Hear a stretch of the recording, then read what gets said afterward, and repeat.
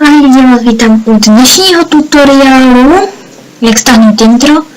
Je to jednoduché, ukážeme si to za 2 minuty 40 vteřin. Tak jdem na to. Vy si zaregistrujete, já už jsem, dám jenom login.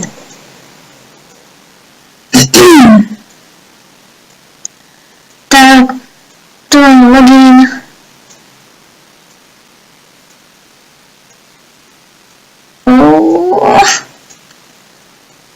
Ano, Flippant Templates. Odkaz, prosím vás, najdete pod videem. Já používám toto intro. Odkaz najdete pod videem. Ještě jednou, odkaz najdete pod videem. Tak, potvrdíme, next.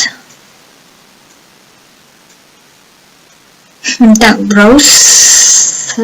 Garfield. Já nevím, teďka je... Tak, kašme, next. Říkali jsme 2 minuty 40.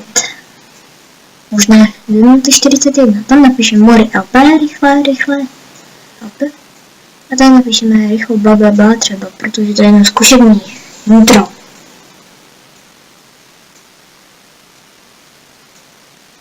Yes, my other. Pohyb. Už máme skoro 2 minuty. Tak, tady se vám to stáhne. Já to si stopnu. A už to je. Na to more option. Do want SD, jo, do want SD. Tam to stáhne, já to stopnu. Tak je to stáhle. Budeme ve služce. 2 minuty. Tak hop. Otevřeme, ukážeme si to. Dáme přejmenovat. To je tak. Tady už vám vyjde celé to intro, ale já jsem si tam asi toho Garfielda neuložila. No, to nevadí. Jinak víte jak na to.